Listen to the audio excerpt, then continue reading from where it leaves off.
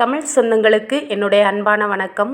இன்றைக்கி நம்ம சேனலில் எதை பற்றி பார்க்க போகிறோம் அப்படின்னா, ரொம்பவே ஈஸியான அதே டைமில் ரேஷன் கடையிலேருந்து வாங்கிட்டு வந்த பருப்பில் சுவையான சாம்பார் எப்படி வைக்கலான்னு பார்க்கலாமா? வாங்க வீடியோக்குள்ளே போகலாம். சாம்பார் வைக்கிறதுக்கு வீட்டில் என்னென்ன காய் இருக்கோ எல்லாமே எடுத்து வச்சுக்கோங்க. நான் வீடியோவில் காட்டக்கூடிய எல்லா காயுமே எடுத்து வச்சுருக்கேன்.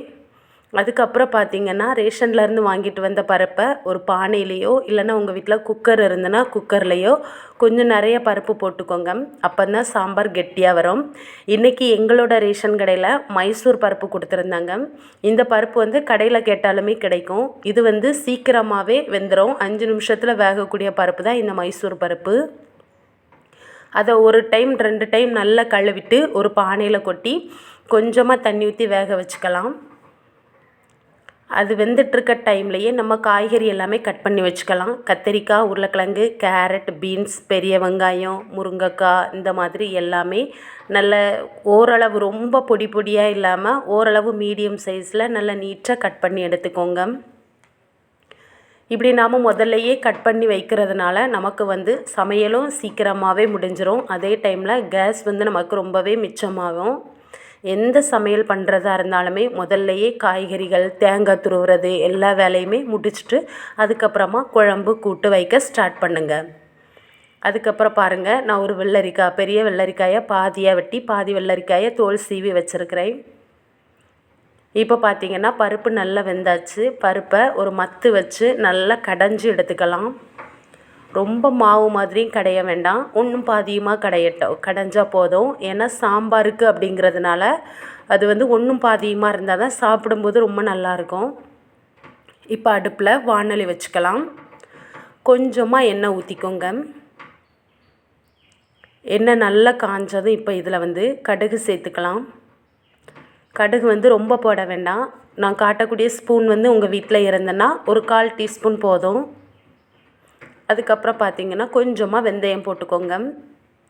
வெந்தயம் எதுக்காக போடுறோம் அப்படின்னா நல்லா மணமாகவும் இருக்கும். இன்னொன்று பருப்பு சேர்றது, அதனால வெந்தயமும் காயமும் நம்ம சேர்க்குறோம். இப்போ ஒரு சின்ன துண்டு அளவு கட்டி காயம் சேர்த்துருக்குறேன். பவுடர் காயத்தை விட கட்டி காயம் போட்டால் டேஸ்ட் வேறு லெவலில் இருக்கும். இப்போ 2 முழு வத்தல், அதாவது காஞ்ச வத்தல் எடுத்து ஒன்றும் பாதியுமாக பிச்சு போட்டிருக்கிறேன். அதுக்கப்புறமா பார்த்திங்கன்னா ஒரு 2 கொத்து ஃப்ரெஷ்ஷான கருவேப்பிலை, இந்த 4ஐயும் போட்டுட்டு ஒரு நிமிஷம் கழித்து ஒரு பெரிய வெங்காயத்தை குட்டி குட்டியாக கட் பண்ணி சேர்த்துக்கோங்க.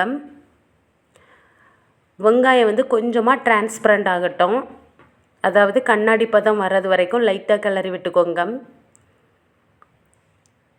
இப்போ வெங்காயம் நல்லா வதங்கினதும் இதில் கட் பண்ணி வச்சுருக்கக்கூடிய ஒரு தக்காளி பழம் சேர்த்துருக்கிறேன். நீளமாக கட் பண்ணி சேர்த்துக்கோங்க.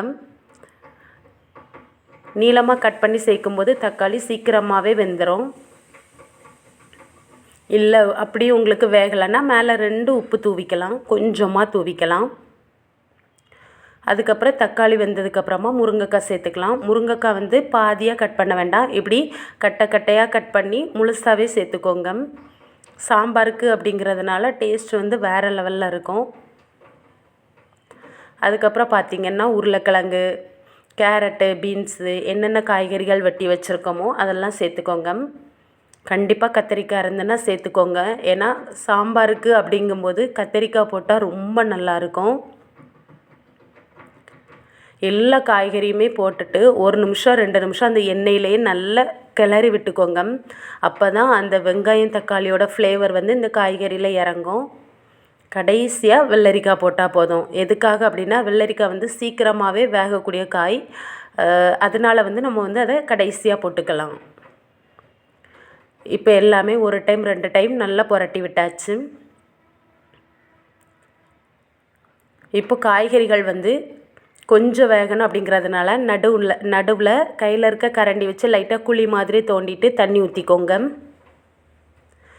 அதுக்கப்புறமா ஒரு மூடி போட்டு மூடி வைங்க. நடுவில் இருக்க தண்ணி ஆவி நல்லா வர வர சைடில் இருக்க காயெல்லாம் சீக்கிரமாகவே வெந்துடும்.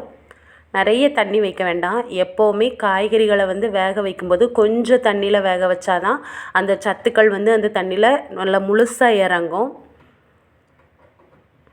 இப்போ காய்கறிகள் பார்த்திங்கன்னா ஒரு 80% நல்லா வெந்தாச்சு.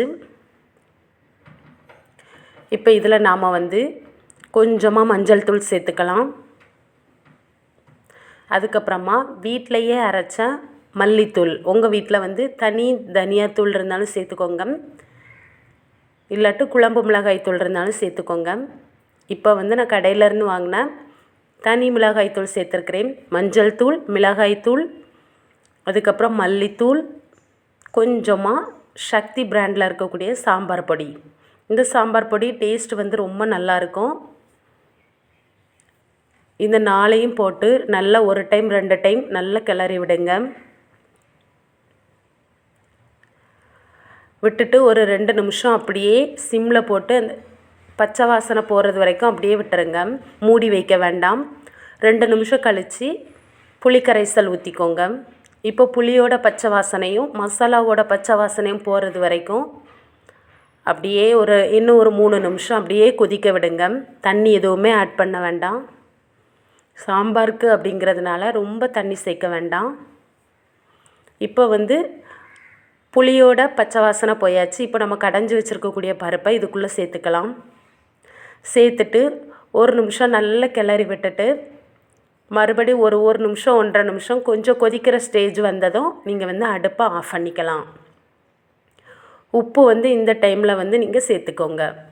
ஏன்னா இந்த டைமில் சேர்க்கும்போது தான் நமக்கு வந்து கரெக்டான டேஸ்ட்டு தெரியும். ஃபஸ்ட்டே சேர்த்தோம் அப்படின்னா ஒன்றுமே தெரியாது, அளவு கூடிரும். அதனால் இந்த டைமில் உங்களுக்கு தேவையான அளவு சேர்த்துக்கோங்க. ரொம்ப கெட்டியாக இருக்குது அப்படின்னாக்கி லைட்டாக வந்து வெந்நீர் ஊற்றிக்கோங்க சாம்பாருக்கு. அப்படிங்கும்போது நம்ம வந்து வெந்நீர் ஊற்றுறதுனால சாம்பார் வந்து ரொம்ப இளகாமல் தண்ணி ஸ்டேஜுக்கு வராமல் ஓரளவு நமக்கு கரெக்டான பதத்துக்கு வரும். அதுக்கப்புறமா மல்லித்தலை இருந்தால் சேர்த்துக்கோங்க. இவ்வளோ தான். ரொம்ப சூப்பராக இருக்கும் இந்த சாம்பார். சாதத்துக்கு வச்சு சாப்பிட்றதுக்கு, கூட்டுக்கு வந்து அப்பளம், உருளைக்கிழங்கு வறுவல், கத்திரிக்காய் வறுவல், வேக வச்ச முட்டை இந்த மாதிரி எடுத்துக்கோங்க. கண்டிப்பாக இதே மாதிரி வந்து ரசம், மோர் குழம்பு வீடியோ எல்லாமே நம்ம சேனலில் அப்லோட் பண்ணியிருக்கேன். மறக்காமல் பாருங்கள்.